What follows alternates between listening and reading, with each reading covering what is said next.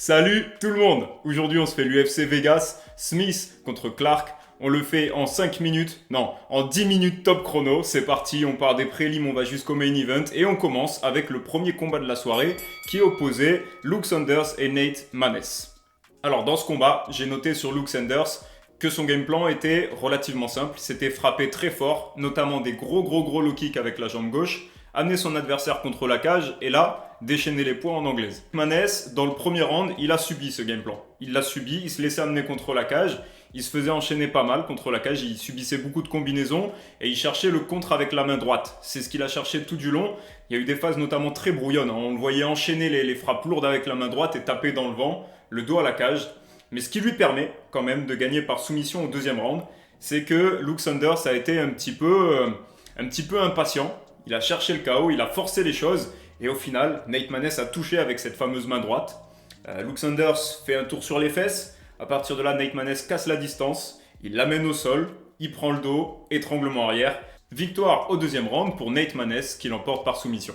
Deuxième combat, Sumudaerji qui a affronté Malcolm Gordon. Sumudaerji, le peu que j'ai vu là, je suis fan. Je suis fan de sa main gauche. C'est incroyable, c'est un laser. Chou, chou, oh que c'est précis. Bref, dans ce combat, Malcolm Gordon était le grappleur et ce qu'il aurait dû faire, c'est casser la distance à tout prix ou rester très loin des échanges.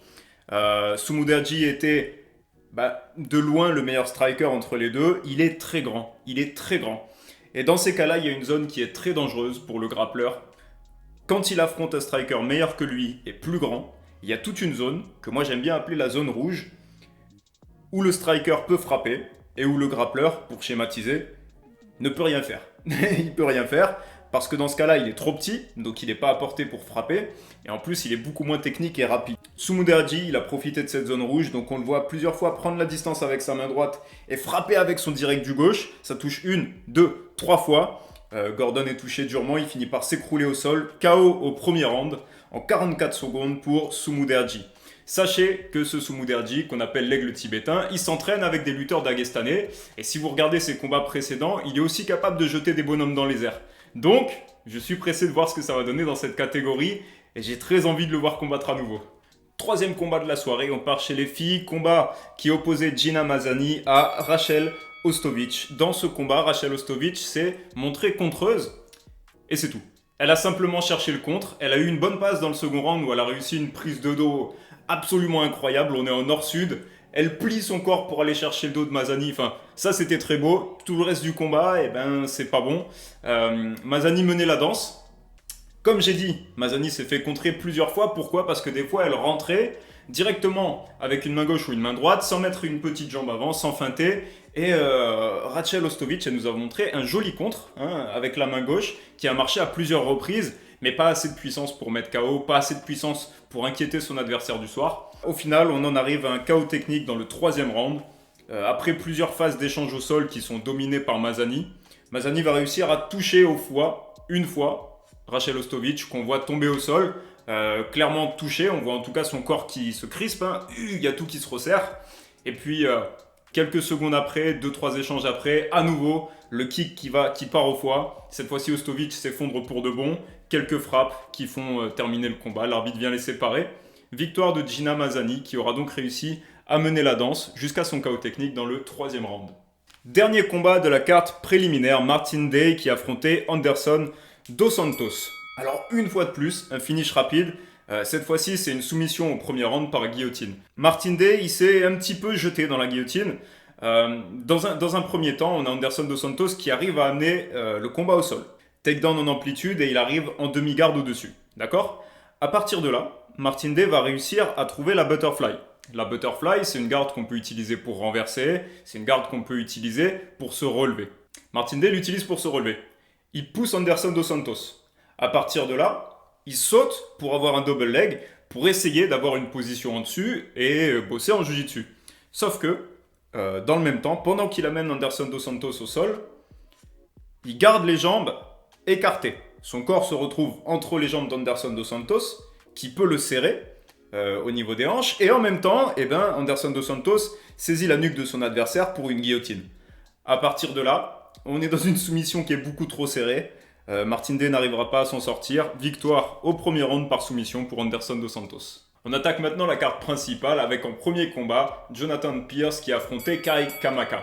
Et dans ce premier combat de la carte principale, on peut noter deux choses principales sur Kai Kamaka. Premièrement, tout le côté droit est puissant. Jambe droite, point droit, c'est très puissant. Deuxièmement, il a une très mauvaise habitude, c'est de se relever en se retournant et du coup, il donne son dos. De son côté, Jonathan Pierce, debout, j'ai noté que par moment, il tournait du mauvais côté. Ça veut dire qu'il tourne dans la main puissante de son adversaire. Ça, c'est une mauvaise habitude un petit peu. J'ai noté par contre au sol, domination totale, belle maîtrise des positions et surtout, il a eu l'intelligence de remarquer que Kamaka se relevait en donnant le dos à plusieurs reprises. Et donc, sa stratégie s'est mise en place. Il a décidé de mixer le sol avec le stand-up. Donc à un moment donné, on voit qu'il a un tie clinch. Il le lâche, il fait du dirty boxing, gros uppercut. À partir de là, il descend complètement, il part en double leg et il amène le combat au sol, là où il domine complètement les débats. Et de là, c'est la débandade. Du ground and pound, Kamaka donne le dos à nouveau, ground and pound encore, Kamaka arrive à se relever, mais le combat finit par repartir au sol. Et au final, on va voir ce schéma se répéter, où on a Jonathan Pierce qui a le dos de Kai Kamaka, qui le frappe avec du ground and pound puissant jusqu'à ce que Kamaka s'effondre complètement, le ventre au sol. À partir de là, Pierce frappe encore et l'arbitre vient les séparer. Victoire par KO technique au deuxième round pour Jonathan Pierce.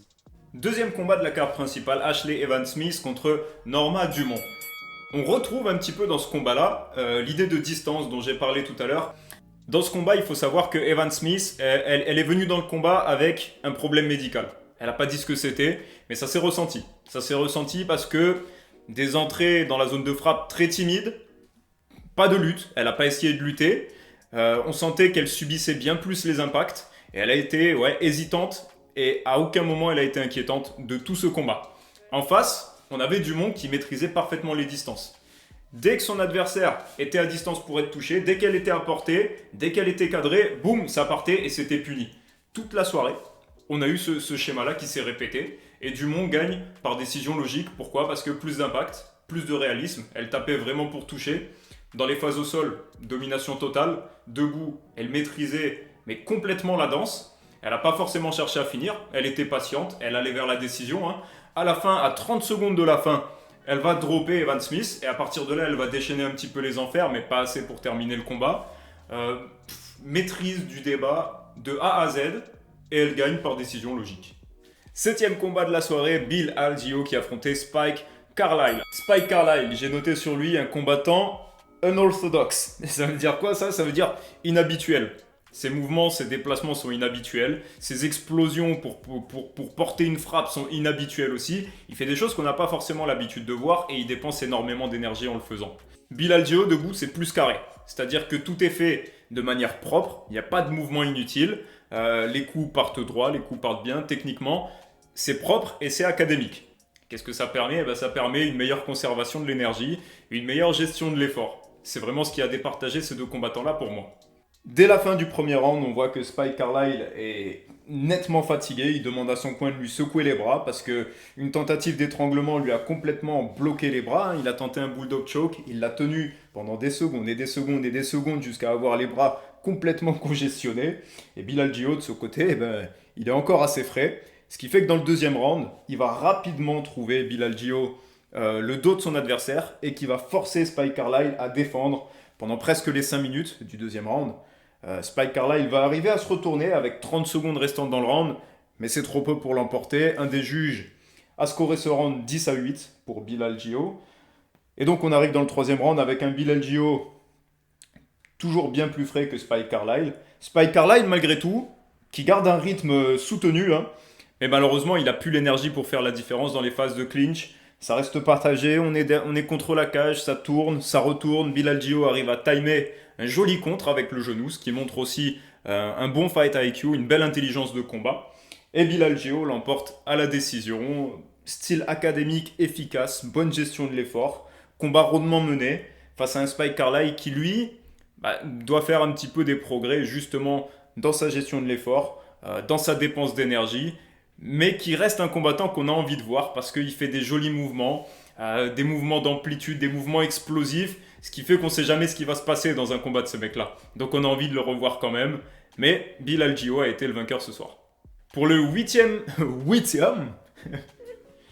pour le huitième combat de la soirée, on part chez les lourds. Josh Parisian qui affrontait Parker Porter. J'ai noté que c'était un joli combat pour des poids lourds. C'était vraiment beaucoup d'action, un rythme très soutenu. Et on a un Josh Parisian qui est menaçant et imprévisible dans le clinch. Il s'incline face à un Porter à l'anglaise solide et lourd au-dessus, notamment lors du deuxième round. Bonne condition, des 1-2 et des low kicks précis et puissants pour Parker Porter. Une belle performance, vraiment très intense pour un combat de poids lourd, j'ai trouvé. Et alors, sur chaque combattant, j'ai eu des petites notes. Josh Parisian, pourquoi il est dangereux dans le clinch? Parce qu'il est imprévisible. Il a un joli dirty boxing. Et surtout, il a des coups retournés, ce qu'on voit pas énormément chez les lourds. Notamment des coups de coude retournés. Alors qu'il est très près. Et ça, c'est des drôles d'angles qu'on n'est pas habitué à avoir. Et ça peut être extrêmement dangereux. Alors à distance, moi, j'ai noté un avantage pour Parker Porter. Je l'ai trouvé un petit peu plus rapide et un petit peu plus précis. Mais alors à ce poids-là, s'amuser à échanger à distance, c'est un peu jouer à la roulette russe. Parce que vous avez deux bonhommes qui coupent le poids pour arriver à 120 kg. S'il y en a un qui tape fort au menton, peu importe qui vous êtes en face, vous allez tomber. Hein. Donc dans le deuxième round, Parker Porter, il reste un peu à distance, mais pas à portée de poing. Il envoie surtout les leg kicks. Jusqu'à un moment donné où un de ses low kicks, il va faire tomber Parisian. Alors, glissade un petit peu, hein. Mais malgré tout, Parker Porter atterrit au-dessus et il va garder la position pendant tout le deuxième round. Dans le troisième round, il revient toujours avec des 1-2 clairs. Vous savez que j'adore ça, moi. Hein. Les 1-2 bien clairs, bien nets, bien précis. Là, moi, je suis incapable de faire ça. Je suis un bourrin. Donc, je trouve ça magnifique et j'apprécie. Il utilise en plus toujours ses low kicks. Josh Parisian est sur les talons tout le troisième round. Une fois de plus, je vais le répéter, mais c'est un combat qui m'a vraiment plu. Parker Porter et Josh Parisian nous délivrent une belle performance pour des poids lourds avec beaucoup d'action et beaucoup d'engagement. Victoire donc à la décision pour Parker Porter. Alors là, Baeza. Alors là, Miguel Baeza contre Takashi Sato. C'est ma performance préférée de la soirée, c'est celle de Baeza. Il a fait preuve d'une intelligence de combat monstrueuse et il a gauchifié le gaucher. Baeza nous livre une masterclass sur comment battre un gaucher. Il a fait trois choses. Premièrement, il a déclenché sans arrêt avec la jambe droite et il a envoyé son poing droit en ligne. Qu'est-ce que ça fait tout ça? Ça occupe la main gauche de son adversaire. Pendant que Takashi Sato, il est occupé à bloquer la jambe droite, sa main gauche, il ne peut pas l'utiliser. Elle est en train de défendre. Donc là, vous neutralisez l'arme principale de votre adversaire gaucher qui est son direct du gauche. Deuxièmement, Baeza, lorsqu'il envoyait son direct du droit, il décalait sa propre tête vers la gauche et il se mettait hors de danger. Il n'était jamais dans la ligne de Takashi Sato. Il n'était jamais cadré par Takashi Sato. Il n'était jamais en danger. Baeza avait toujours des angles où lui pouvait attaquer pendant que son adversaire ne pouvait pas. Extrêmement intelligent et ça aussi, ça démontre une grande compréhension des positions debout. La troisième chose qu'il a fait, Miguel Baeza, donc dans les deux premières, on voit que c'est l'attaque qui sert la défense, d'accord ? Dans la troisième, on est sur de la défense pure et c'était les déplacements de Baeza. Lorsque Takashi Sato voulait engager, Baeza sortait et désamorçait directement. Il s'est jamais laissé cadrer. C'est-à-dire que à aucun moment Takashi Sato a pu envoyer un jab et derrière une main gauche avec la tête de Baeza toujours à portée. Ça n'existe pas. Baeza, il était déjà parti. Soit sur la droite de Takashi Sato, soit il avait reculé. Et Takashi Sato, il s'est retrouvé frustré parce que ses frappes de la main gauche ne trouvaient pas de cible. Du coup, il déclenchait moins parce qu'il voulait pas taper dans le vent. Et du coup... Du coup, il déclenchait moins parce qu'il voulait pas taper dans le vent. Et du coup, qui menait le rythme du combat? C'était Baeza. Et dans le deuxième round, Baeza se dit, attends, c'est bien beau, mais moi, j'ai pas encore de victoire par soumission, toute ceinture noire que je suis. Donc, il va amener le combat au sol et il va trouver assez rapidement un triangle en bras, un arm triangle, si vous voulez parler en anglais. Et il va finir le combat comme ça, victoire par soumission dans le deuxième round de Baeza. Mais alors, mes masterclass. Je me suis régalé. C'était parfait. La performance parfaite de la part de Baeza. Vivement qu'on en voit plus de ce jeune homme dans l'octogone. Dernier combat de la soirée, notre main event qui opposait Anthony Smith à Devin Clark. Anthony Smith retrouve le chemin de la victoire. C'est un combattant que j'aime beaucoup. Il avait subi 2 défaites difficiles. Et là, il retrouve le chemin de la victoire par soumission rapide dans le premier round contre Devin Clark. Qu'est-ce qui s'est passé? Anthony Smith amène rapidement le combat au sol. Il finit par être retourné par Devin Clark. Et là, Devin Clark va faire toute une série d'erreurs qui vont permettre à Anthony Smith de finir le combat par triangle tôt dans le premier round. Si vous voulez qu'on se regarde l'échange qui a mis fin au combat au sol, vous allez vite remarquer deux choses. Vous allez remarquer premièrement que Devin Clark a le poignet droit contrôlé par Anthony Smith.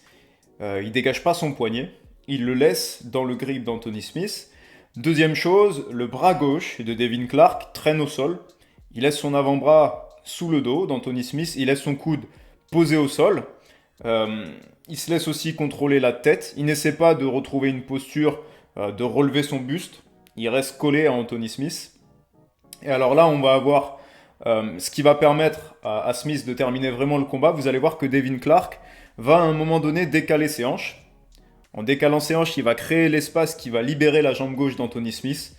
De là, Smith garde le poignet de Devin Clark. Il monte son genou, il dépasse son propre bras, et à partir de là, il n'a plus qu'à rabattre pour fermer le triangle. Il va finir par resserrer tout ça en trouvant un angle, en s'appuyant sur la jambe de Devin Clark, et là, le triangle est serré. On ne peut pas faire un triangle plus serré que ça. Et à partir de là, les erreurs, elles ont été commises depuis bien longtemps déjà. C'est difficile pour Clark d'en sortir. Il est contraint de taper et d'abandonner le combat. Et donc, victoire par soumission dans le premier round pour Anthony Smith. La soirée se termine comme ça, une soirée avec énormément de finish, parce que quelques petites erreurs, quelques mauvais réglages pour certains combattants, donc qui vont pouvoir modifier et s'améliorer.